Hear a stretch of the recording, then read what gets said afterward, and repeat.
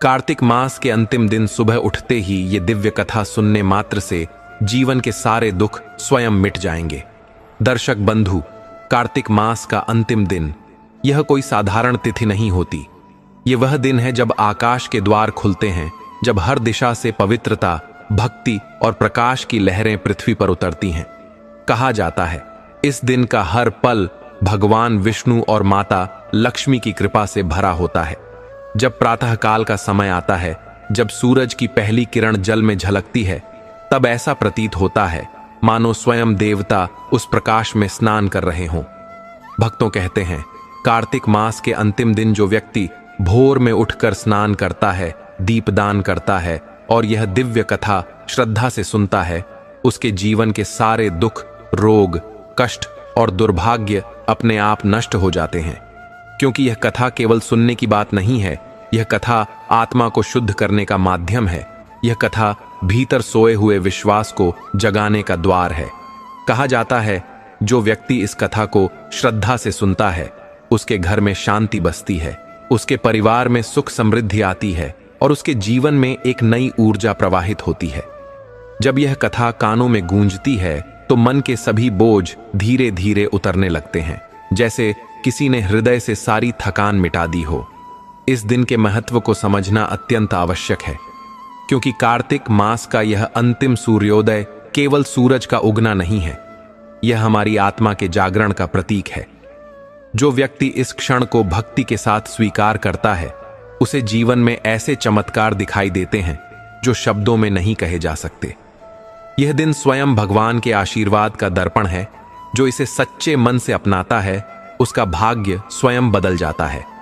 तो जब तुम यह कथा सुनने जा रहे हो, तब मन को शांत कर लो, सभी चिंताओं, भय और संदेहों को दूर रख दो। बस इतना विश्वास रखो कि यह कथा तुम्हारे जीवन की दिशा बदलने आई है। यह तुम्हारे भीतर सोए हुए प्रकाश को जगाने आई है। यह तुम्हारे भाग्य के पन्नों पर एक नया आरंभ लिखने आई है। तो आओ उस परम क्षण में प्रवेश करें, जहां हर शब्द आशीर्वाद है, हर वाक्य एक मंत्र है और हर पल भगवान की उपस्थिति से भरा हुआ है। अब श्रद्धा से सुनो कार्तिक मास के अंतिम दिन की वह दिव्य कथा, जो सुनने मात्र से सारे दुखों का अंत कर देती है और जीवन को बना देती है आनंद, शांति और मोक्ष की ओर जाने वाला एक उज्जवल मार्ग। लेकिन दर्शक बंधु, आगे बढ़ने से पहले आपको एक अत्यंत महत्वपूर्ण बात बता दूं, जिसे हमारे प्राचीन धर्म ग्रंथ गरुड़ पुराण और पद्म पुराण दोनों में विस्तार से कहा गया है। उसमें स्पष्ट लिखा है कि कार्तिक मास की कथा अगर कोई व्यक्ति सुनना शुरू करे और बीच में छोड़ दे, तो वह केवल पुण्य से वंचित नहीं होता, बल्कि उसे अधूरी श्रद्धा का दोष भी प्राप्त होता है। क्योंकि कार्तिक मास केवल एक माह नहीं, बल्कि भक्ति, तप और प्रकाश का उत्सव है। और इस मास की कथा अधूरी छोड़ना मानो दीपक जलाकर उसे बुझा देना हो। कहते हैं अधूरी कथा मन में संशय और भ्रम का अंधकार छोड़ देती है, और जब मन में अंधकार होता है तो व्यक्ति सत्य को भी पहचान नहीं पाता।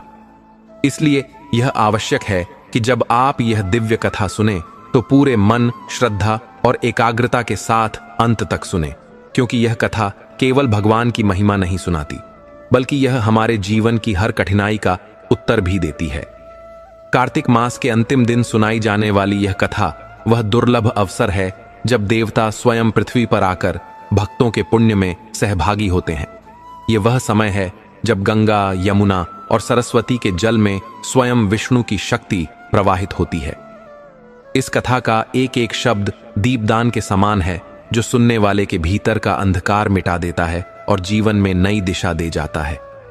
इसलिए आपसे विनम्र प्रार्थना है कि इस कथा को बीच में न छोड़ें, इसे अंत तक अवश्य सुनें, क्योंकि कौन जानता है, हो सकता है कि इस कथा का कोई एक प्रसंग, कोई एक वाक्य आपके भाग्य की दिशा ही बदल दे, आपके जीवन के सारे दुखों का अंत कर दे और आपके घर में आनंद व शांति का प्रकाश भर दे। और अगर आप एक सच्चे सनातनी हैं, तो यह भी आपका धर्म है कि ऐसे पवित्र संदेशों को केवल अपने तक न रखें। धर्म की ज्योति वहीं तक सीमित रहती है जहां तक हम उसे बांटते नहीं।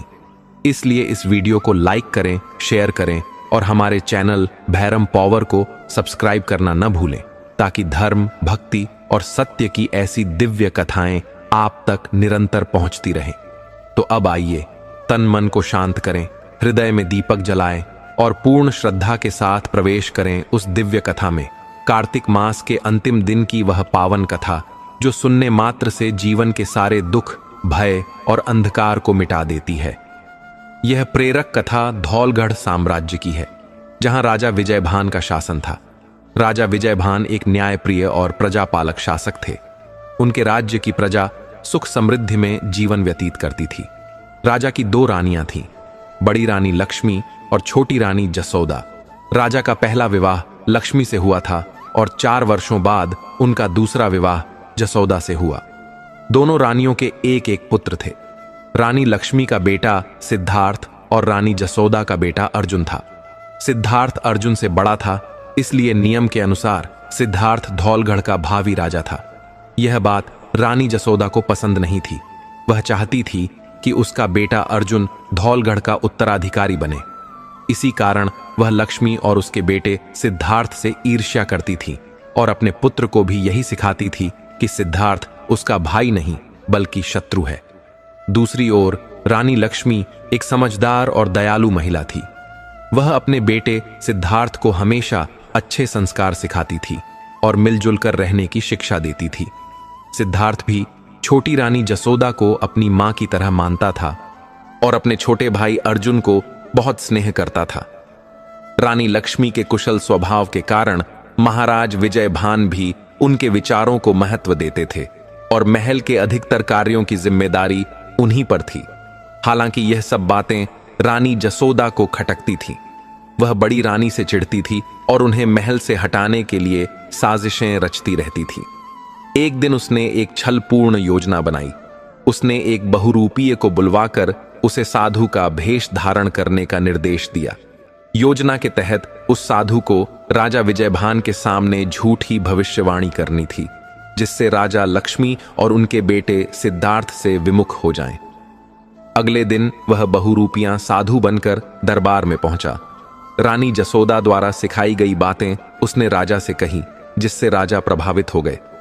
राजा विजयभान को विश्वास हो गया कि वह साधु कोई पहुंचा हुआ महात्मा है। इस तरह रानी जसोदा ने अपनी योजना को सफल बनाने का प्रयास किया। यह कहानी आगे चलकर हमें बताती है कि किस तरह सच्चाई और अच्छाई अंत में विजय होती है। मित्रों, राजा नकली साधु की बातों पर पूरी तरह भरोसा करने लगा। एक दिन उस साधु ने राजा से कहा, महाराज, आज मैं आपको जो बात बताने जा रहा हूं वह सुनकर आपको अटपटी लग सकती है और हो सकता है वह बात आपको बिल्कुल भी पसंद ना आए। राजा विजयभान ने कहा, साधु महाराज, आपने संकोच अपनी बात कहें। राजा के इस आश्वासन पर नकली साधु कहने लगा, महाराज, आपके बड़े पुत्र सिद्धार्थ भविष्य में एक अच्छे राजा साबित नहीं होंगे। वह न केवल आपकी देखभाल में असफल रहेंगे बल्कि अंततः आपके जीवन के लिए भी खतरा बनेंगे। साधु की यह बात सुनकर राजा हतप्रभ रह गए। उन्हें यह स्वीकार करना मुश्किल था, क्योंकि उनकी नजरों में राजकुमार सिद्धार्थ एक अत्यंत आदर्श और समझदार पुत्र था जो सदैव अपने पिता का सम्मान करता था। राजा ने कहा, साधु महाराज, क्या आप पूरी तरह आश्वस्त हैं कि यह बात सत्य है? कहीं यह आपकी कोई भूल तो नहीं? इस पर साधु बोला, महाराज, यह मेरी कोई त्रुटि नहीं है। यदि आप अपना जीवन बचाना चाहते हैं और अपनी प्रजा को संकट में नहीं डालना चाहते, तो मेरा सुझाव है कि आप अपने बड़े पुत्र सिद्धार्थ को तुरंत राज्य से निष्कासित कर दें। यही आपका एकमात्र उपाय है। यह कहकर वह नकली साधु दरबार से चला गया। इन बातों को सुनकर राजा विजयभान अत्यंत व्यथित हो गए। उन्होंने कभी सपने में भी नहीं सोचा था कि उनके प्रिय पुत्र सिद्धार्थ के विषय में ऐसा कुछ सुनने को मिलेगा। वह पूरी रात बेचैन रहे और सो नहीं सके। तमाम विचारों के बीच उन्होंने यह कठोर निर्णय लिया कि राजकुमार सिद्धार्थ को राज्य से निकालना ही उचित होगा। अगली सुबह भारी मन और असहनीय पीड़ा के साथ राजा ने अपने बड़े पुत्र सिद्धार्थ को राज्य छोड़ने का आदेश दिया। यह घटना हमें सिखाती है कि किसी पर अत्यधिक भरोसा करना खतरनाक हो सकता है। चालाक और पाखंडी लोग अक्सर हमारे विश्वास का दुरुपयोग करते हैं। इसलिए बिना किसी बात की जांच पड़ताल किए दूसरों पर विश्वास करना समझदारी नहीं है। कुछ परिस्थितियां जहां सतर्कता अत्यंत आवश्यक है।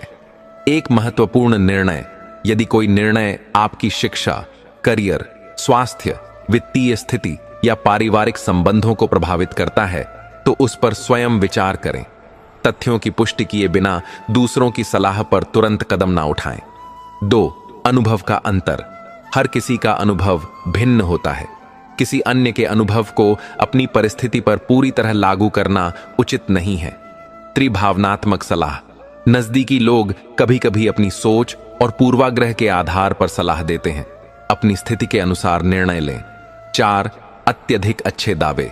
यदि कोई असाधारण अवसर या परिणाम का दावा करता है तो उसकी सत्यता की जांच अवश्य करें। 5. भावनात्मक उलझने। रिश्तों में तनाव और भावनात्मक स्थितियां निर्णय को प्रभावित कर सकती हैं, इसलिए इन्हें ध्यानपूर्वक समझकर निर्णय लेना चाहिए। ध्यान रखें, सही निर्णय वही होता है जो सोच समझकर तथ्यों पर आधारित हो। उस समय दूसरों की सलाह से पहले खुद के लिए सही और गलत का मूल्यांकन करना महत्वपूर्ण होता है। किसी भी बात पर तब तक अंधा विश्वास नहीं करना चाहिए जब तक कि आप अपनी बुद्धि और तथ्यों के आधार पर पूर्ण रूप से आश्वस्त ना हो जाएं। अपनों की बातों को ध्यान से सुने, लेकिन हमेशा सोच समझकर ही निर्णय लें। मित्रों, जब यह घटना घटी उस समय राजकुमार सिद्धार्थ काफी छोटे थे। जब रानी लक्ष्मी को राजा के इस आदेश का पता चला तो ऐसा लगा मानो उन पर दुखों का पहाड़ टूट पड़ा हो। रोते बिलखते हुए महारानी राजा के पास गई और उनसे ऐसा न करने की विनती की, लेकिन महाराज विजयभान पर उनकी बातों का कोई असर नहीं हुआ। रानी लक्ष्मी ने उन्हें समझाने की बहुत कोशिश की, लेकिन जब उन्होंने देखा कि राजा अपने निर्णय पर दृढ़ हैं तो उन्होंने कहा, ठीक है, यदि आप मेरे पुत्र को महल से निष्कासित करना चाहते हैं तो मेरी बात भी सुन लीजिए। मैं अपने बेटे को अकेले कहीं नहीं भेज सकती, मैं भी उसके साथ यह राज्य छोड़ दूंगी। रानी लक्ष्मी की यह बात सुनने के बाद भी राजा अपने फैसले से टस से मस नहीं हुए। कभी कभी दूसरों की बातों का प्रभाव इतना गहरा होता है कि फिर उन पर किसी की दलीलें असर नहीं करती। मजबूर होकर रानी लक्ष्मी अपने बेटे सिद्धार्थ को लेकर महल और राज्य छोड़ देती हैं। कुछ दिनों की यात्रा के बाद वे दोनों मंगोलगढ़ नामक एक दूसरे राज्य में पहुंचते हैं और वहां बस जाते हैं। रानी लक्ष्मी एक बहुत ही समझदार महिला थी। उन्होंने मिट्टी के घड़े बनाकर उन्हें बेचने का काम शुरू किया और इसी से अपने घर का खर्च चलाने लगी। वह अपने पुत्र की देखभाल पूरे समर्पण के साथ करती थी। अब दोनों साधारण जीवन व्यतीत करने लगे। राजकुमार सिद्धार्थ भी अपनी मां का पूरा सहयोग करता था। इस तरह उनका जीवन जो कभी महलों की शान में बीतता था, अब एक झोपड़ी में बदल गया था। समय की चाल कैसी होती है यह कोई नहीं जानता। जो कभी चक्रवर्ती सम्राट होते हैं वे भी भिखारी बन सकते हैं और भिखारी राजा बन सकते हैं। रानी लक्ष्मी और राजकुमार सिद्धार्थ ने समय के साथ समझौता कर लिया और झोपड़ी में भी प्रेम पूर्वक जीवन बिताने लगे। समय धीरे धीरे बीत रहा था। राजकुमार सिद्धार्थ अब बड़ा हो चुका था। दूसरी ओर धवलगढ़ में राजकुमार अर्जुन भी वयस्क हो गया था, लेकिन राजकुमार अर्जुन अत्यधिक घमंडी और नाकारा था। उसका व्यवहार एक आदर्श राजकुमार जैसा बिल्कुल नहीं था। वह अपने पिता से भी तमीज से बात नहीं करता था। राजा विजयभान उसे बार बार समझाने की कोशिश करते कि वह एक विशाल साम्राज्य का राजकुमार है और उसे एक आदर्श राजा बनने के लिए शिक्षित और सक्षम होना चाहिए। लेकिन राजकुमार अर्जुन आलसी और लापरवाह था। उसे ना तो पढ़ाई लिखाई में रुचि थी और ना ही युद्ध कला सीखने में। वह सारा दिन अपनी मनमानी करता और दूसरों का मजाक उड़ाता। किसी की इज्जत करना उसने कभी सीखा ही नहीं। जब राजा उसे कुछ समझाने का प्रयास करते तो वह उल्टा उन्हें जवाब देता। इन हालातों को देखकर राजा विजयभान को भी यह समझ आने लगा कि अर्जुन इस साम्राज्य का राजा बनने के योग्य नहीं है। उन्होंने फैसला किया कि वे किसी भी स्थिति में अर्जुन को राजा नहीं बनाएंगे। जब यह बात राजकुमार अर्जुन को पता चली तो वह क्रोधित हो गया। उसने सेनापति के साथ मिलकर एक षड्यंत्र रचा। उन्होंने राजा के कुछ महत्वपूर्ण मंत्रियों को जहरीला भोजन देकर मरवा दिया। इसके बाद राजकुमार अर्जुन और सेनापति ने मिलकर राजा विजयभान से उनकी राजगद्दी छीन ली। राजा के राजसी वस्त्र उतारकर उन्हें साधारण वस्त्र पहनाए गए और महल से बाहर धक्के देकर निकाल दिया गया। छोटी रानी जसोदा यह सब कुछ देखती रही, लेकिन उसने इसका विरोध नहीं किया, बल्कि उसे खुशी हुई कि उसका बेटा राजा बन गया है। इन घटनाओं का राजा विजयभान पर गहरा प्रभाव पड़ा। कई दिनों तक वे नगर नगर गांव गांव भटकते रहे, कभी जंगलों में तो कभी पहाड़ों में भटकते हुए एक दिन वे उसी नगर में पहुंचे जहां बड़ी रानी लक्ष्मी अपने पुत्र सिद्धार्थ के साथ रह रही थी। राजा एक पेड़ के नीचे बैठकर सोचते हुए बेहद दुखी हो रहे थे कि उन्होंने अपने बड़े पुत्र और रानी को घर से निकाल दिया, जबकि वे दोनों उनके हर आदेश का पालन करते थे। सच ही कहा गया है कि इंसान को उसकी गलतियों का परिणाम अवश्य भुगतना पड़ता है। राजा को समझ नहीं आ रहा था कि वे क्या करें। एक पुत्र को उन्होंने खुद घर से निकाला और दूसरे ने उन्हें घर से निकाल दिया। राजा ने विचार किया कि ऐसे जीवन से तो मृत्यु ही बेहतर है। उसी पेड़ पर एक बूढ़ा समझदार कौवा बैठा हुआ था जो इंसानों की तरह बात कर सकता था। वह कौवा जिसने जीवन के अनेक अनुभव देखे थे। राजा की दुर्दशा पर मुस्कुराते हुए बोला, मूर्ख राजा, दूसरों पर अति विश्वास करने का यही अंजाम होता है। आज तू राज्यपाट से वंचित है और अपने परिवार से दूर है। विधाता ने तुझे 2 पुत्र दिए, लेकिन ना तो कोई तेरे पास है। एक को तूने स्वयं घर से निकाला और दूसरे ने तुझे बाहर कर दिया। यही तो परमात्मा का न्याय है। कौवा आगे कहने लगा, हे राजन, मैं तुझे एक अमूल्य बात बताने जा रहा हूं जो तेरे माध्यम से पूरे संसार के लिए लाभकारी होगी। मनुष्य को यह समझने की कोशिश करनी चाहिए कि कौन सी संतान अपने माता पिता को सुख देती है और कौन दुख। ये बात मनुष्य अपने बच्चों के स्वभाव और व्यवहार से पहले ही जान सकता है। संतान के सद्गुणों के संकेत। 1. जो संतान अपने माता पिता और बुजुर्गों का सम्मान और सेवा करती हो, वह भविष्य में भी उनके प्रति कर्तव्यों का निर्वाह करेगी। 2. यदि बेटा दूसरों की भावनाओं का आदर करता है और उनकी जरूरतों का ख्याल रखता है, तो यह दर्शाता है कि वह माता पिता का भी ध्यान रखेगा। 3. जो बेटा माता पिता की छोटी बड़ी बातों को महत्व देता है और उनकी बातों को ध्यान से सुनता है, वह उनकी सेवा के लिए सदैव तत्पर रहेगा। 4. यदि बेटा स्वार्थी नहीं है और दूसरों के हितों का भी ख्याल रखता है, तो वह माता पिता की भी चिंता करेगा। 5. जो संतान नैतिक मूल्यों का पालन करती है और धर्म कर्म में विश्वास रखती है, वह माता पिता की देखभाल से पीछे नहीं हटेगी। संतान के अवगुणों के संकेत। 1. जो बेटा केवल अपने बारे में सोचता है और दूसरों की भावनाओं या जरूरतों की परवाह नहीं करता, वह माता पिता की देखभाल नहीं करेगा। 2. यदि बेटा माता पिता की बातों को अनसुना करता है, उनका मजाक उड़ाता है या उन्हें सम्मान नहीं देता, तो यह एक बड़ा संकेत है कि वह उनके प्रति जिम्मेदार नहीं होगा। 3. अनुशासनहीनता। जो संतान बचपन से ही नियमों और जिम्मेदारियों से दूर रहती है, वह माता पिता की सेवा के प्रति उदासीन रहेगी। 4. बाहरी लोगों पर अत्यधिक निर्सिद्धार्थ। जो बेटा अपने दोस्तों या बाहरी लोगों को माता पिता से अधिक महत्व देता है, वह उनके प्रति वफादार नहीं हो सकता। 5. छोटी छोटी बातों पर गुस्सा करना। जो बेटा जिद्दी है और माता पिता से बुरा व्यवहार करता है, वह उनकी जरूरतों को अनदेखा करेगा। 6. सेवा भावना का अभाव। जो संतान कभी किसी की मदद या सेवा के लिए तैयार नहीं होती, वह माता पिता के लिए भी मददगार नहीं होगी। 7. शिकायत करने की आदत।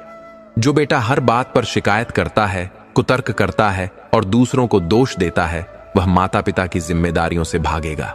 कौवा कहता है, हे राजन, संतान के बचपन और युवावस्था में दिखने वाले व्यवहार से यह अनुमान लगाया जा सकता है कि वे भविष्य में अपने माता पिता की सेवा करेंगे या नहीं। सही समय पर बच्चों को सही मार्गदर्शन देना आवश्यक है ताकि वे जिम्मेदार बन सकें। लेकिन तूने अपनी संतानों के स्वभाव को समझने में चूक कर दी और दूसरों की बातों पर अत्यधिक भरोसा किया। यही तेरी दुर्दशा का कारण है। राजा विजयभान के राजसी ठाट बांट और सुख सुविधाओं ने उनके पुत्र अर्जुन को अति अनुशासनहीन बना दिया। उन्होंने अपने परिवार और बच्चों के प्रति संवेदनशीलता नहीं दिखाई, जिसके परिणाम स्वरूप उनके जीवन में ऐसी त्रासदी पूर्ण स्थिति उत्पन्न हो गई। लेकिन अब उन्हें निराश होने या अपने जीवन को समाप्त करने की आवश्यकता नहीं थी।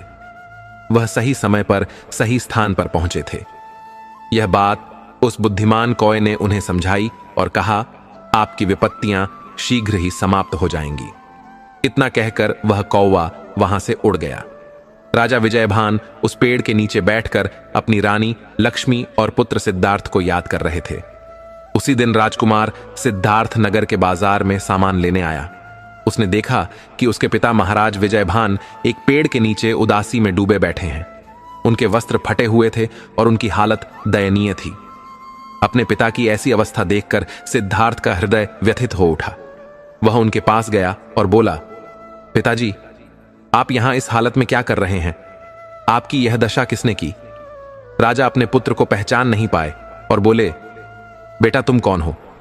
सिद्धार्थ ने उत्तर दिया, पिताजी, मैं आपका पुत्र सिद्धार्थ हूं। यह सुनते ही राजा की आंखें आंसुओं से भर गईं। उन्होंने सिद्धार्थ को गले से लगा लिया।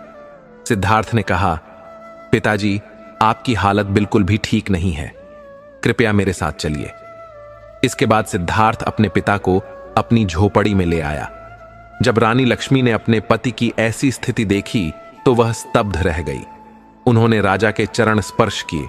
इसके बाद रानी और सिद्धार्थ ने राजा से उनकी दुर्दशा का कारण पूछा।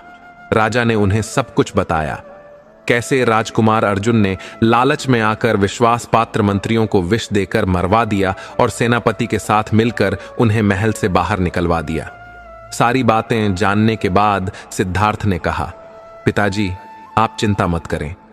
मुझे लगता है कि अर्जुन ने किसी के बहकावे में आकर यह गलती की है। जल्द ही उसे अपनी भूल का एहसास होगा और वह स्वयं आपसे क्षमा मांगने आएगा। अपने पुत्र की बात सुनकर राजा ने मन ही मन सोचा कि सिद्धार्थ के मन में अपने भाई के प्रति ईर्ष्या या द्वेष नहीं है। उन्होंने महसूस किया कि सिद्धार्थ और अर्जुन की सोच में कितना बड़ा अंतर है। इसके बाद सभी ने मिलकर भोजन किया और आराम करने चले गए। उस दिन के बाद से महारानी लक्ष्मी अपने पति और पुत्र के साथ रहने लगी। रानी और राजकुमार ने मिलकर राजा की खूब सेवा की। रोजाना राजा के भोजन करने के बाद ही सिद्धार्थ भोजन करता था। कुछ महीनों बाद राजा विजयभान को यह सोचते हुए गहरा पछतावा कि उन्होंने सिद्धार्थ को दूसरों के बहकावे में आकर घर से निकाल दिया था। उनकी इस गलती की वजह से रानी और सिद्धार्थ को महल छोड़कर एक अजनबी नगर में झोपड़ी में रहना पड़ा। फिर भी सिद्धार्थ ने हमेशा उन्हें सम्मान दिया और रानी लक्ष्मी ने उनकी सेवा की। वहीं दूसरी ओर अर्जुन, जिसे राजा ने हर सुख सुविधा दी थी, ने उन्हें महल से धक्के देकर निकाल दिया। राजा के मन में यह विचार बार बार आता कि उन्होंने अपनी सबसे बड़ी गलती उस साधु की बातों पर विश्वास करके की थी। अब परिस्थितियां उनके नियंत्रण से बाहर थीं। राजा रानी और सिद्धार्थ के साथ रहते हुए दूसरे राज्य में 1 वर्ष बीत चुका था। उस राज्य के राजा गंधर्वसेन की एक पुत्री थी जिसका नाम चंद्रमुखी था। राजकुमारी चंद्रमुखी अत्यंत सुंदर और बुद्धिमान थी। एक दिन चंद्रमुखी अपने पिता के साथ महल के बगीचे में टहल रही थी। उन्हें बगीचे में घूमना बहुत पसंद था और उस दिन उनके पिता भी साथ थे। बगीचे में टहलते हुए अचानक उनकी दृष्टि एक बड़े लाल रंग के तोते पर पड़ी जो पेड़ पर बैठा हुआ था। वह लाल रंग का तोता पेड़ पर बैठा हुआ था और राजकुमारी चंद्रमुखी की ओर ध्यान से देख रहा था। जैसे ही राजकुमारी उसके पास पहुंची, उसने कहा, तुम कितने सुंदर पक्षी हो, मेरे पास आओ, मैं तुम्हें खट्टी मीठी रस भरी खिलाऊंगी। तोता जवाब देता है, मुझे तो यह मन करता है कि मैं तुम जैसी नेक और सुंदर राजकुमारी के पास रहूं और खट्टी मीठी रस भरी खाऊं, लेकिन मैं तो नगर की सैर पर निकला हूं और अपने माता पिता से जल्द ही लौटने का वादा किया है, इसलिए अब मुझे यहां से जाना होगा। यह कहकर वह लाल रंग का तोता अपने पंख फड़फड़ाते हुए वहां से उड़ जाता है। यह देखकर राजकुमारी चंद्रमुखी चकित रह जाती है, क्योंकि वह पक्षी मनुष्यों की भाषा में बात कर रहा था। वह तुरंत अपने पिता के पास जाती है और कहती है, पिताजी, मुझे वही बोलने वाला तोता चाहिए। वही तोता मेरे मन में बस गया है। पहले तो राजा गंधर्वसेन को कुछ समझ नहीं आता कि राजकुमारी क्या कह रही है, लेकिन जब उसने पूरी बात बताई कि एक सुनहरे रंग का तोता बगीचे में बैठा था और वह मनुष्यों की भाषा बोल रहा था, तो राजा समझ जाता है और कहता है, बेटी, मैंने अपने बुजुर्गों से सुना है कि यहां से सैकड़ों मील दूर एक पहाड़ी क्षेत्र है जहां ऐसे बोलने वाले पक्षी पाए जाते हैं। मुझे लगता है कि वह तोता वहीं से आया होगा। हो सकता है वह कल फिर यहां आए, हम उसे पकड़वाएंगे। अगले दिन राजकुमारी चंद्रमुखी उस लाल रंग के पक्षी का इंतजार करती रही, लेकिन वह तोता वापस नहीं आया। यह देख राजकुमारी को बहुत दुख हुआ और वह पूरे दिन कुछ नहीं खाती। रात होते होते उसकी उम्मीद खत्म हो गई। वह अपनी मां से लिपट कर रोने लगी, लेकिन उस बोलने वाले तोते का ख्याल उसके मन से नहीं निकल रहा था। उसकी उदासी देख राजा और रानी बहुत परेशान हो गए। जब 2-3 दिन ऐसे ही बीत गए तो राजा और रानी ने सोचा कि कहीं उनकी बेटी बीमार ना पड़ जाए। तब राजा ने यह विचार किया कि वह खुद लंबा सफर तय करके उस पहाड़ी इलाके में जाएं और वह लाल रंग का तोता पकड़ कर लाएं। उन्होंने अपनी पत्नी से इस बारे में बात की तो रानी ने कहा, अगर आप सफर पर जाने का विचार कर रहे हैं तो आप जानते हैं कि यह सफर महीनों का हो सकता है। इतने लंबे समय तक राज्य का संचालन कौन करेगा और उस तोते को ढूंढने में भी समय लग सकता है। मेरी सलाह है कि आप राजकीय घोषणा करवा दें कि जो भी व्यक्ति रत्नगिरी के पर्वतीय इलाके से उस बोलने वाले तोते को लेकर आएगा, उसे 20,000 सोने की मुद्राएं पुरस्कार में दी जाएंगी। राजा को यह सलाह बहुत अच्छी लगी और उसने तुरंत पूरे राज्य में घोषणा करवा दी। यह घोषणा सुनकर कई लोग अपनी किस्मत आजमाने के लिए निकल पड़े। वह रास्ता बहुत कठिन था और उसमें पहाड़, नदियां और घने जंगल थे जिनमें खतरनाक जानवर भी रहते थे। कई लोग जंगली जानवरों को देखकर डर कर लौट आए। कुछ पहाड़ों की वजह से आगे नहीं बढ़ पाए। नतीजा यह हुआ कि कई दिनों बाद भी कोई भी उस तोते को नहीं पकड़ सका। फिर यह खबर राजकुमार सिद्धार्थ तक पहुंची। उसने सोचा कि क्यों ना इस शुभ कार्य का लाभ उठाया जाए। जब उसने यह बात अपने माता पिता से की तो पहले तो दोनों ने उसे अनुमति नहीं दी, लेकिन राजकुमार की बार बार विनती पर वे राजी हो गए। फिर राजकुमार सिद्धार्थ राजा गंधर्व सेन के महल में पहुंचा और उसने रत्नगिरी के पर्वतों में जाने की अनुमति मांगी। वहां एक और युवक था जिसका नाम विश्वजीत था। वह भी वही तोता पकड़ने के लिए राजा की शर्त पूरी करने के लिए आज्ञा लेने आया था। राजा ने दोनों को सफर पर जाने की अनुमति दी और कहा कि वे जल्द ही लौटकर उस तोते को लेकर आए, क्योंकि राजकुमारी चंद्रमुखी की हालत लगातार बिगड़ती जा रही थी। इस प्रकार दोनों युवक अपने घोड़ों पर सवार होकर कठिन सफर पर निकल पड़े। ध्यान देने योग्य बात यह है कि विश्वजीत बहुत घमंडी था। उसने राजकुमार सिद्धार्थ से कहा, तुम तो सिर्फ एक सामान्य आदमी हो, तुम जाकर कोई मेहनत मजदूरी का काम करो, तुम क्या इन बातों में फंसे हो। राजकुमार ने यह आवाज सुनी, लेकिन उसे बुरा नहीं लगा। वह मुस्कुराकर बोला, भाई तुम मेरी चिंता छोड़ो, मैं किसी ना किसी तरीके से यह कार्य पूरा कर ही लूंगा।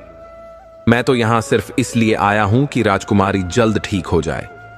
इस तरह वे दोनों बातें करते हुए काफी दूर निकल जाते हैं। जब वे घने जंगल से गुजर रहे थे तो उन्होंने एक पेड़ के नीचे एक वृद्ध पुरुष और वृद्धा को देखा। दोनों को आते देख वृद्ध पुरुष खड़ा हो जाता है और उनके रास्ते में रुक जाता है। वृद्ध पुरुष को सामने देख विश्वजीत को गुस्सा आ गया और वह क्रोध में बोला, हे बूढ़े, तुम कहां से मेरे रास्ते में आ खड़े हो? तुम्हें नहीं पता मैं एक महत्वपूर्ण कार्य से जा रहा हूं। हटो, रास्ता छोड़ दो। जब वृद्ध पुरुष नहीं हटा तो उसने घोड़े से उतरकर उस वृद्ध को धक्का दिया और एक तरफ गिरा दिया। फिर वह आगे बढ़ गया। वृद्ध पुरुष गिरकर घायल हो गया था और उसकी पत्नी जोर जोर से रोने लगी। यह देख राजकुमार सिद्धार्थ तुरंत घोड़े से उतरकर वृद्ध को उठाया और पूछा, बाबा, आपको चोट तो नहीं लगी? वृद्ध ने खुद को संभालते हुए खड़ा होते हुए कहा, यह तो कोई बहुत दुष्ट इंसान था। अगर मुझे पता होता कि वह ऐसा है तो मैं कभी उसकी मदद नहीं करता। राजकुमार ने कहा, बाबा, आप मुझे बताइए, आपको किस प्रकार की मदद चाहिए? वृद्ध ने कहा, बेटा, हम सुबह से अपने घर जाने के लिए निकले हैं। मैं अपनी पत्नी के साथ अपनी बहन के घर से आ रहा हूं। हमारा गांव यहां से बहुत दूर है।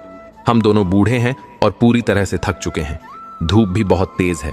हम चाहते हैं कि जल्दी से जल्दी घर पहुंच जाएं। बेटा, तुम्हारे पास घोड़ा है। यदि तुम हमें गांव तक पहुंचा दो तो तुम्हारी बड़ी कृपा होगी। यह सुनकर राजकुमार सिद्धार्थ ने अपना भोजन निकाला और उन्हें पहले भोजन करने को दिया। जब वृद्ध और वृद्धा ने खाना खा लिया तो राजकुमार ने उन्हें अपने घोड़े पर बिठाया और खुद पैदल चलते हुए घोड़े की लगाम पकड़ी और उन्हें उनके घर तक पहुंचाया। घर पहुंचकर दोनों वृद्ध दंपति ने राजकुमार को आशीर्वाद दिया। अब घर पहुंचते पहुंचते शाम हो चुकी थी और वृद्ध दंपति ने राजकुमार से आग्रह किया कि वह रात वहीं रुक जाए, क्योंकि रात में सफर करना सुरक्षित नहीं होता। राजकुमार ने उनकी बात मान ली। इसके बाद वृद्ध ने पूछा, नौजवान, तुम कौन हो और कहां जा रहे हो? जवाब में राजकुमार ने उन्हें अपनी पूरी कहानी सुनाई और बताया कि वह बोलने वाले लाल रंग के तोते की तलाश में पहाड़ों पर जा रहा है, ताकि वह उस पक्षी को लेकर राजकुमारी चंद्रमुखी को दे सके। राजकुमार की बात सुनकर वृद्ध विचारों में पड़ गए और बोले, मैंने भी सुना है कि रतनगिरी के पर्वतीय क्षेत्रों में कुछ सुनहरे और लाल रंग के पक्षी होते हैं जो मनुष्यों की तरह बोलते हैं। इन्हें वहीं पर जाकर ढूंढा जा सकता है।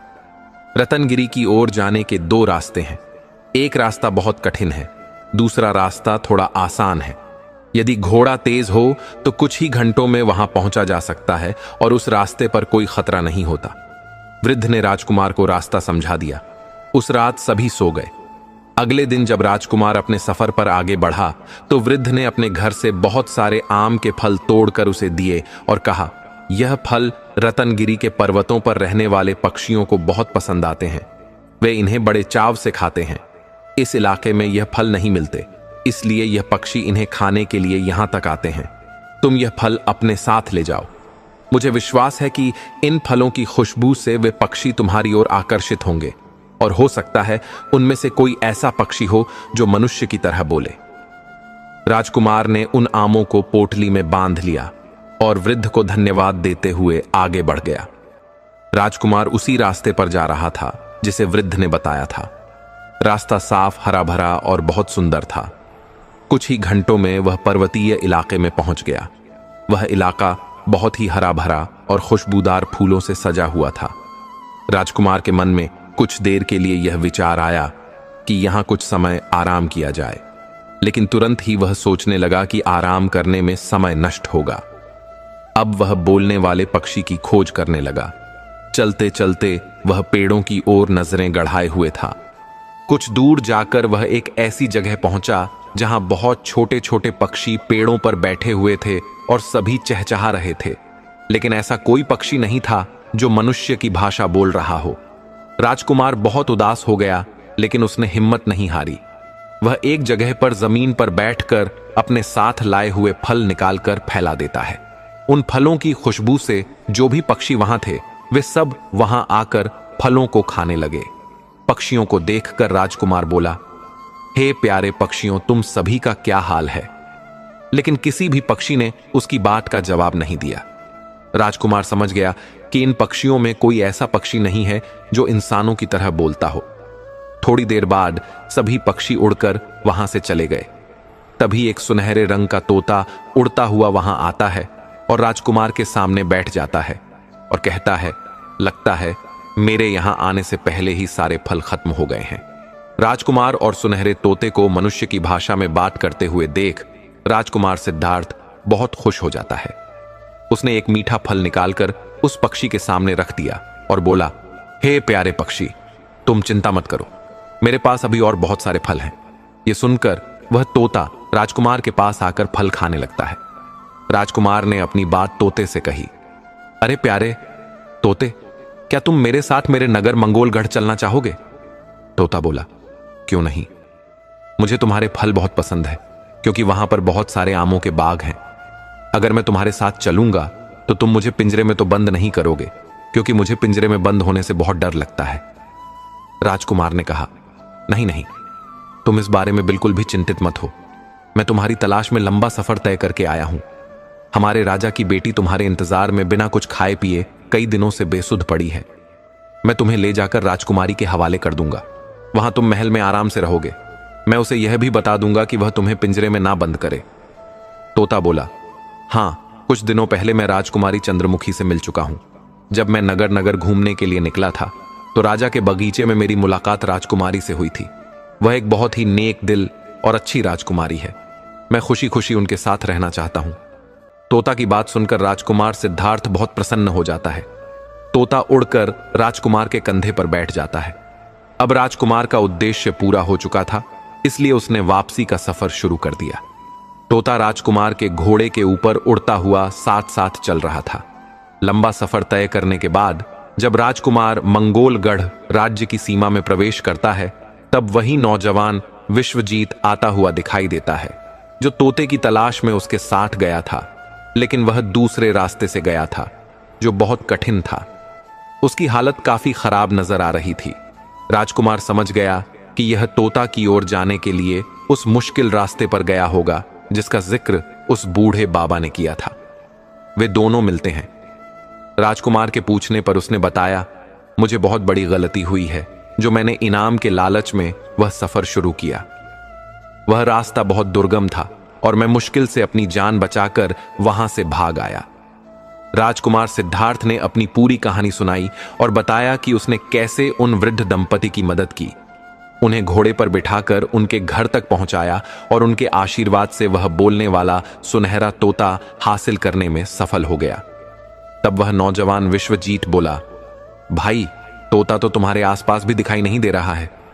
तब राजकुमार ने आसमान की ओर इशारा किया और कहा, वह देखो। उसने देखा कि एक बहुत सुंदर लाल रंग का तोता उनके ऊपर उड़ रहा था। तोते को देखकर वह नौजवान सोचने लगा, अगर मैंने उस बूढ़े दंपति के साथ बुरा व्यवहार नहीं किया होता तो मुझे भी यह बोलने वाला तोता मिल गया होता। मैंने अपने घमंड और बुरे बर्ताव के कारण यह अवसर खो दिया। अब मुझे अपने घमंड की सजा मिल चुकी है। यह सोचकर वह अपने रास्ते पर चल पड़ा। राजकुमार सिद्धार्थ जब महल में पहुंचा तो सुनहरे रंग के तोते को देखकर राजा बहुत खुश हुआ। राजकुमारी चंद्रमुखी भी जब उस तोते को देखती है तो वह भी खुशी से नृत्य करने लगती है। सिद्धार्थ उस सुनहरे तोते को राजकुमारी को सौंप देते हुए कहते हैं, राजकुमारी जी, मुझे विश्वास है कि आप शीघ्र स्वस्थ हो जाएंगी। यह पक्षी आपके साथ रहने के लिए खुशी से तैयार है, लेकिन आपको मुझसे एक वचन लेना होगा। राजकुमारी ने कहा, आप मुझसे क्या वचन चाहते हैं? आपने मेरी इच्छा पूरी की है, इसके बदले में आप जो भी मांगेंगे मैं पूरा करूंगी।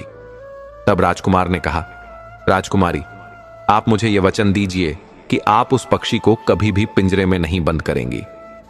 राजकुमारी चंद्रमुखी सोच समझकर बोली, ठीक है, यह मेरा वचन है कि मैं इस पक्षी को कभी भी पिंजरे में बंद नहीं करूंगी। यह हमेशा खुले आकाश में उड़ने के लिए स्वतंत्र रहेगा। राजकुमारी की खुशी देखकर राजा गंधर्व सेन और रानी ने भी राहत की सांस ली। राजा ने सिद्धार्थ की साहस और पराक्रम की बहुत सराहना की। रात हो चुकी थी और राजा रानी से बातें कर रहे थे। रानी बोली, महाराज, यह लड़का बहुत चतुर है। मुझे लगता है कि इसका कोई बड़ा उद्देश्य है और यह किसी सम्मानित खानदान से संबंधित है। मेरी बात मानिए, आप इसे एक बार जानने की कोशिश कीजिए कि यह कौन है और कहां से आता है। मुझे लगता है कि यह हमारे राजकुमारी के लिए बहुत उपयुक्त है। रानी की सलाह पर अगले दिन महाराज ने राजकुमार को अपने पास बुलाया और उससे पूछा, नौजवान, सच सच बताओ, तुम कौन हो और किस परिवार से तुम्हारा संबंध है? राजा की बात सुनकर राजकुमार ने महाराज गंधर्व सेन को पूरी कहानी बताई। उसने बताया कि वह धौलगढ़ का राजकुमार सिद्धार्थ है और कैसे उसके पिता ने उसे महल से निकाल दिया था और फिर उसके भाई ने भी धोखा देकर उसे बाहर कर दिया था। राजकुमार ने अपनी पूरी कहानी विस्तार से सुनाई। सारी बातें जानने के बाद राजा ने कहा, राजकुमार, इसका मतलब है कि हमारी पत्नी का अनुमान बिल्कुल सही था। तुमने हमारी बेटी की जान बचाई है और हम पर बड़ा उपकार किया है। अगर तुम चाहो तो हम तुम्हारी मदद कर सकते हैं और तुम्हारा साम्राज्य वापस दिलवा सकते हैं। तुम बड़े चतुर और साहसी हो। यदि तुम चाहो तो मेरी सेना के साथ अर्जुन के महल पर चढ़ाई कर सकते हो और उसे हराकर अपना राज्य वापस ले सकते हो। राजकुमार ने कहा, महाराज, आपका प्रस्ताव बहुत अच्छा है, लेकिन मुझे इस बारे में अपने माता पिता से सलाह करनी होगी। इसके बाद ही मैं कोई निर्णय ले सकता हूं। कृपया मुझे कुछ समय दीजिए। मैं उनसे बातचीत करके जल्दी लौट आऊंगा। इतना कहकर राजकुमार सिद्धार्थ अपने माता पिता के पास वापस आया और राजा की बात उनके सामने रखी। उसने बताया कि राजा गंधर्व सेन धौलगढ़ का राज्य वापस दिलवाने में उनकी मदद करना चाहते हैं। यह सुनकर राजा विजयभान बहुत खुश हो गए और बोले, पुत्र, इस मौके को हाथ से ना जाने दो। महाराज गंधर्व सेन की मदद से हमें जल्दी से अपना राज्य वापस ले लेना चाहिए। फिर वही हुआ। राजा गंधर्व सेन ने अपनी पूरी सेना राजकुमार सिद्धार्थ को सौंप दी। राजकुमार सिद्धार्थ और राजा विजयभान ने अपनी विशाल सेना लेकर अर्जुन के महल पर आक्रमण किया और उसे बंदी बना लिया। तब अर्जुन ने सारी सच्चाई बता दी कि यह सारा षड्यंत्र उसकी मां जसोदा ने रचा था। उसने ही बर्फ को साधु बनाकर महाराज के पास भेजा था, जिसकी झूठी भविष्यवाणी के कारण राजा विजयभान ने लक्ष्मी और राजकुमार सिद्धार्थ को महल से निकाल दिया था। सारी सच्चाई जानने के बाद राजा विजयभान ने अपनी छोटी रानी जसोदा और राजकुमार अर्जुन को देश निकाला दे दिया। वह अपनी बड़ी रानी लक्ष्मी और बेटे के साथ महल में आराम से रहने लगा। उधर राजा गंधर्व सेन ने राजकुमारी चंद्रमुखी का विवाह राजकुमार सिद्धार्थ से कर दिया था। कुछ समय बाद राजकुमार सिद्धार्थ को धौलगढ़ का राजा बना दिया गया। उसके बाद उसके पिता विजयभान ने अपने पुत्र को राज्य सौंपकर भगवान का भजन करने के लिए जंगल में चले गए। दर्शक बंधु, इस संपूर्ण कथा के माध्यम से हम कार्तिक मास की उन 3 सीख को समझ सकते हैं जिन्हें कोई साधारण मनुष्य अपने जीवन में अपना ले तो कभी भी दुखी नहीं रहेगा।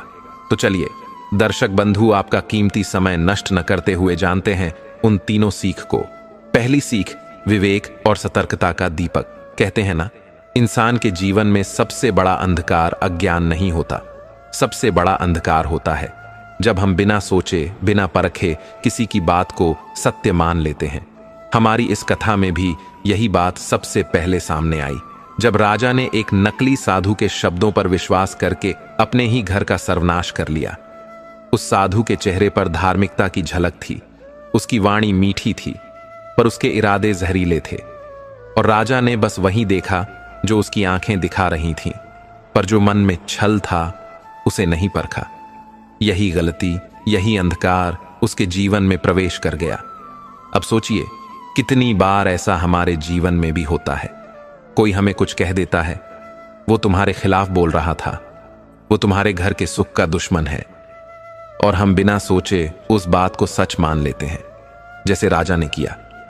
और फिर वही बात हमारे रिश्तों, हमारे सुख, हमारे परिवार को तोड़ देती है। कथा में जब रानी लक्ष्मी ने सत्य कहने की कोशिश की तो किसी ने उसकी नहीं सुनी, क्योंकि झूठ ने पहले ही सबके मन में जगह बना ली थी। और यही सबसे बड़ा सबक है कि झूठ हमेशा शोर करता है, जबकि सत्य धीरे धीरे शांति से बोलता है। जो सुन ले वही भाग्यशाली होता है। राजा को समझ नहीं आया कि साधु का उद्देश्य क्या है। उसने ये भी नहीं देखा कि जो व्यक्ति बार बार खुद की भक्ति का ढोल पीटता है वो भीतर से कितना खोखला हो सकता है। विवेक यहीं चूक गया।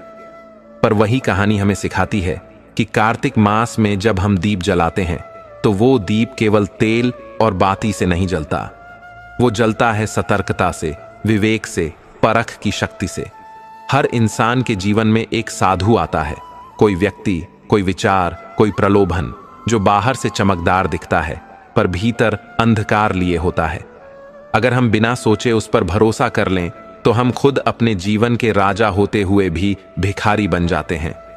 वही साधु, वही झूठ, वही भ्रम धीरे धीरे हमें अपने प्रियजनों से दूर कर देता है। और जब तक सच्चाई सामने आती है तब तक सब कुछ बिखर चुका होता है। इसलिए कार्तिक मास में हर दीपक हमें एक बात याद दिलाता है कि प्रकाश केवल बाहर नहीं, भीतर भी होना चाहिए। जब हम दीप जलाएं तो एक प्रार्थना करें, हे प्रभु, जैसे यह लौ अंधकार मिटा रही है वैसे ही मेरे मन में जो भ्रम है उन्हें भी मिटा दे। मुझे सही और गलत में भेद करने की शक्ति दे। रानी लक्ष्मी की तरह सत्य हमेशा धैर्य रखता है। उसने क्रोध नहीं किया, उसने प्रतिशोध नहीं लिया। उसने अपने विवेक से, अपनी सच्चाई से सब कुछ पुनः प्राप्त किया और अंत में वही जीती। क्योंकि विवेक कभी हारता नहीं, बस परखने में देर करता है। अगर राजा ने उस दिन ठहर कर एक पल सोचा होता, अगर उसने एक बार मन की आंखों से देखा होता, तो शायद उस नकली साधु का छल उसी पल समाप्त हो जाता। इसलिए आज इस कार्तिक के पावन समय में एक संकल्प करें। अब हम किसी के शब्दों पर नहीं, अपने विवेक की आवाज पर विश्वास करेंगे। अब हम हर सुनाई बात को परखेंगे, सोचेंगे, फिर निर्णय लेंगे। क्योंकि यही असली दीपदान है। जब बुद्धि प्रकाशमान होती है तो जीवन में कभी अंधकार नहीं रहता। तो आओ, इस कार्तिक मास में पहला दीपक अपने मन के भीतर जलाएं, विवेक का दीपक। वही दीप जो हमें सिखाता है कि झूठ कितना भी सुंदर क्यों न लगे, परख के बिना उस पर विश्वास करना अपने ही सुख को अंधकार में डालना है। सच्चाई को परखिए, विवेक को अपनाइए और फिर देखिए कैसे जीवन में प्रकाश ही प्रकाश फैल जाता है। दूसरी सीख, सेवा और दया का प्रकाश। कहानी आगे बढ़ती है और जब सब कुछ बिखर चुका होता है, जब रानी लक्ष्मी को महल से निकाल दिया जाता है, जब सिद्धार्थ अपने पिता के अन्याय से आहत होकर घर छोड़ देता है, तब भी दोनों के चेहरे पर कोई शिकायत नहीं होती। उन्होंने क्रोध नहीं किया, किसी से बदला नहीं लिया। उन्होंने बस एक रास्ता चुना, सेवा का, दया का, परोपकार का। सिद्धार्थ और रानी लक्ष्मी महल के रेशमी वस्त्रों को छोड़कर साधारण जीवन में उतर आए, लेकिन उनका हृदय पहले से भी अधिक समृद्ध था, क्योंकि जहां धन होता है वहां वैभव होता है, पर जहां दया होती है वहां भगवान स्वयं विराजते हैं। जब उन्होंने रास्ते में मिले वृद्ध दंपति को देखा जो भूखे, थके और असहाय थे, तो सिद्धार्थ ने बिना एक पल सोचे अपने हाथों से उन्हें भोजन कराया। उस समय उनके पास कुछ नहीं था, पर दिल में करुणा थी, और वही करुणा उनके जीवन का सबसे बड़ा आभूषण बन गई। देखिए, यही तो कार्तिक मास की असली भावना है। जब हर घर में दीप जलता है, तब ये केवल रोशनी का उत्सव नहीं होता, ये सेवा का उत्सव होता है। क्योंकि क्या लाभ उस दीपक का जो दीवार को तो रोशन करे, पर किसी के जीवन के अंधकार को न मिटा पाए। जो दीपक केवल पूजा में जलता है वो सुंदर है, पर जो दीपक किसी भूखे के थाल में, किसी दुखी के दिल में, किसी थके हुए की मुस्कान में जलता है, वही कार्तिक का सच्चा दीपक है। कथा में सिद्धार्थ ने जब वृद्ध दंपति की मदद की, तब उन्होंने केवल एक सेवा नहीं की, उन्होंने अपने भीतर की मानवता को जीवित रखा। उनका मन कहता था, भले मैं राज्य से दूर हूं, पर धर्म से नहीं। और यही भाव हर इंसान के भीतर होना चाहिए, क्योंकि कार्तिक का प्रकाश तभी पूर्ण होता है जब हम उसे दूसरों के जीवन में बांटते हैं। सोचिए, हमारे जीवन में कितने ऐसे क्षण आते हैं जब हम किसी की मदद कर सकते हैं, पर हम टाल देते हैं। कभी कहते हैं मेरे पास वक्त नहीं है, कभी सोचते हैं कोई और कर देगा। लेकिन वही छोटा सा पल, वही छोटा सा कर्म अगर कर लें, तो हमारे जीवन का अंधकार खुद मिट जाता है। क्योंकि दया का एक काम सिर्फ दूसरे को नहीं, बल्कि खुद हमें भी पवित्र करता है। रानी लक्ष्मी और सिद्धार्थ ने जो किया, वो हमें यही सिखाता है कि सेवा कोई मजबूरी नहीं, सेवा आत्मा का उत्सव है। जिस दिन आप किसी के लिए कुछ करते हैं, उसी दिन भगवान आपकी जिंदगी में उतर आते हैं। आपका घर तब मंदिर बनता है जब उसमें कोई भूखा खाकर जाए, कोई दुखी मुस्कुराकर लौटे, कोई थका हुआ चैन की सांस ले। तो कार्तिक के इस उजले महीने में जब भी दीप जलाए, एक संकल्प जरूर करें, आज मैं किसी के जीवन में एक दीपक बनूंगा। हो सके तो किसी की मदद करें, किसी को सुने, किसी को सहारा दें। भले एक व्यक्ति ही क्यों ना हो, पर उस एक सेवा से ईश्वर प्रसन्न होता है। कहानी का यही सबसे मधुर पल था जब सिद्धार्थ ने वृद्धों की सेवा की, और वही सेवा उनके जीवन का मोड़ बन गई। बाद में जब सच्चाई सामने आई और जब राज्य वापस मिला, तो हर कोई जान गया, राज्य तो कर्म से बनता है, सिंहासन से नहीं। सच्चा राजा वही है जो अपने प्रजाजन के दुख को अपना दुख मानता है। कार्तिक मास हमें इसी भाव की ओर ले जाता है। सेवा से बड़ी कोई साधना नहीं और दया से बड़ी कोई पूजा नहीं। दीपदान तभी पूर्ण होता है जब हम किसी के जीवन में आशा की लौ जलाएं। तो आओ, इस कार्तिक मास में जब भी दीपक जलाएं, तो साथ में अपने भीतर की दया का दीप भी प्रज्वलित करें।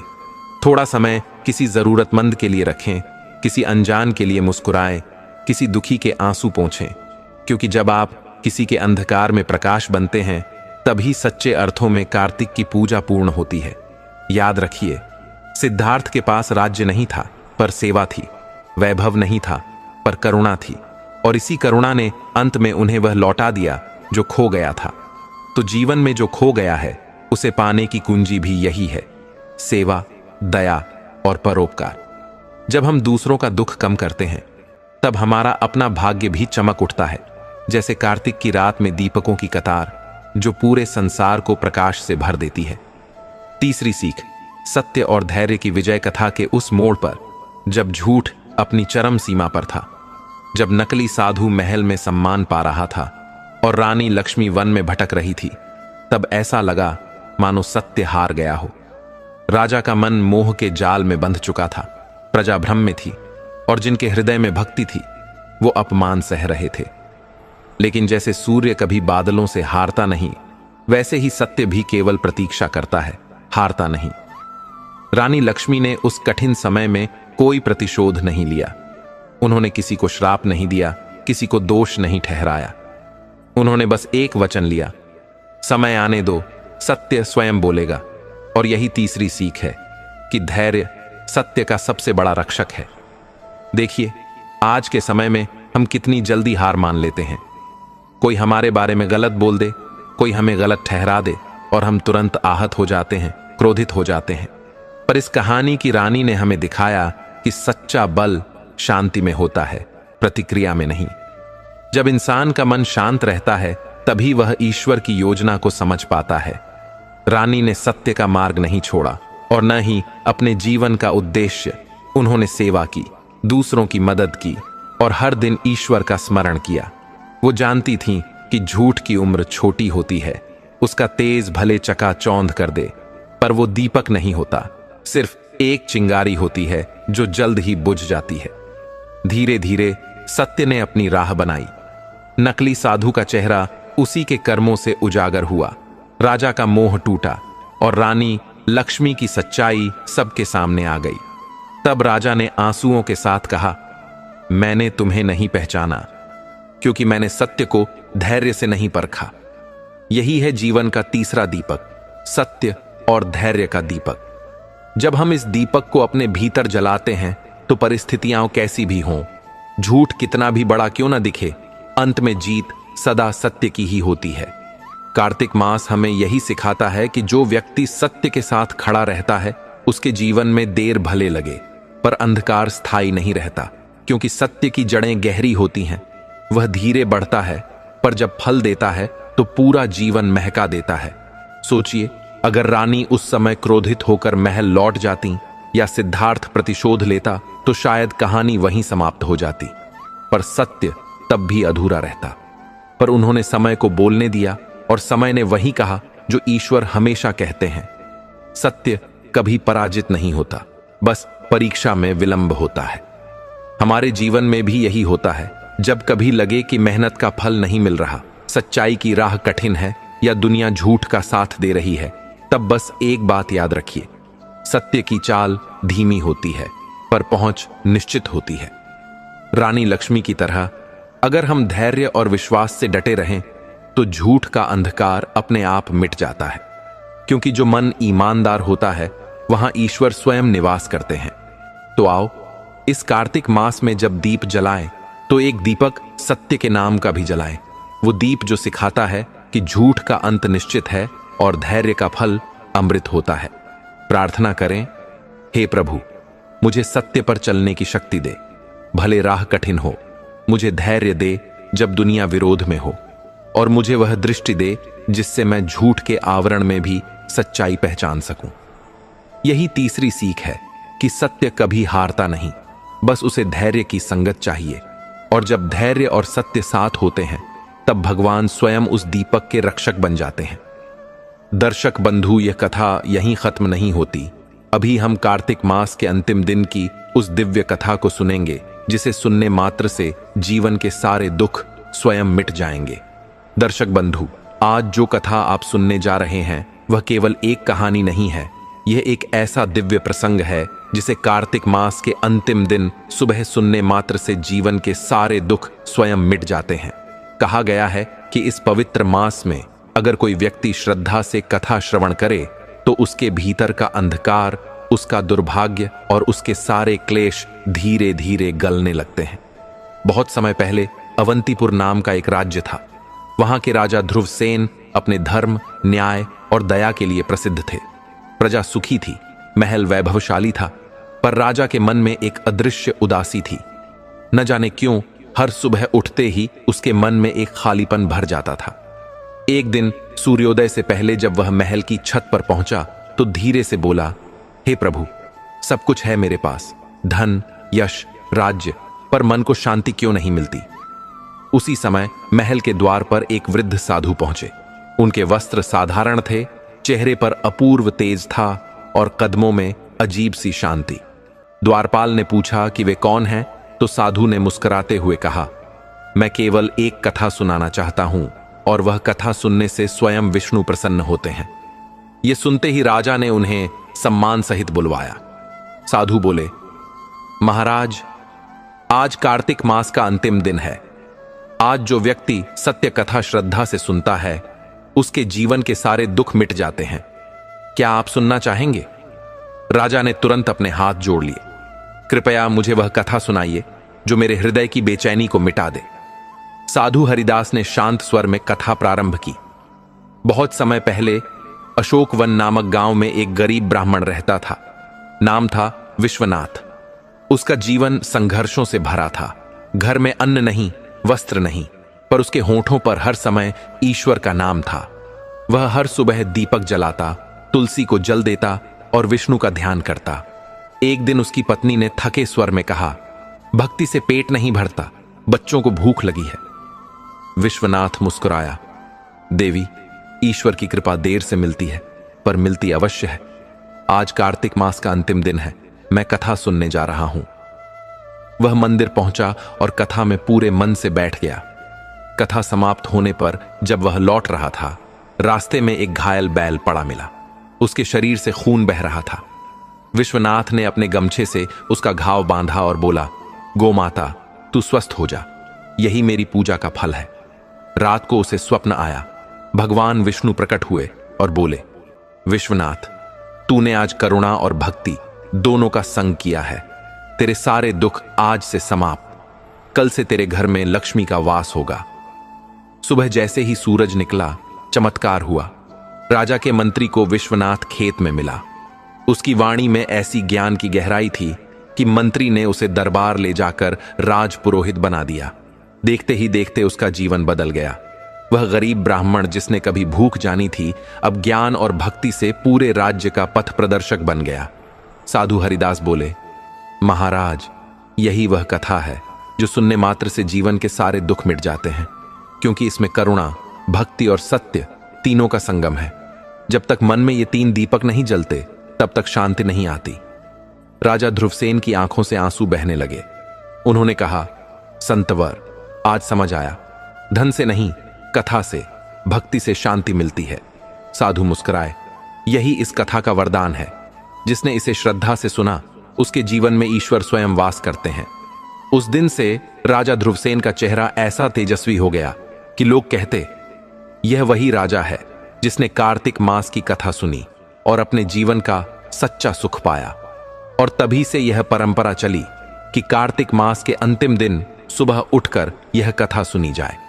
कहा जाता है, जो इसे सुनता है उसके जीवन से रोग, दरिद्रता और भय मिट जाते हैं। तो दर्शक बंधु, आप अभी यह कथा सुन रहे हैं और यही वह क्षण है जब आपके जीवन के दुख भी घुलने लगे हैं। क्योंकि कथा वही नहीं जो केवल सुनी जाए, कथा वह है जो मन में उतरकर आत्मा को प्रकाशित कर दे। अगर आपने इसे श्रद्धा से सुना तो निश्चिंत रहिए, आज का दिन आपके जीवन में परिवर्तन का आरंभ बन गया है।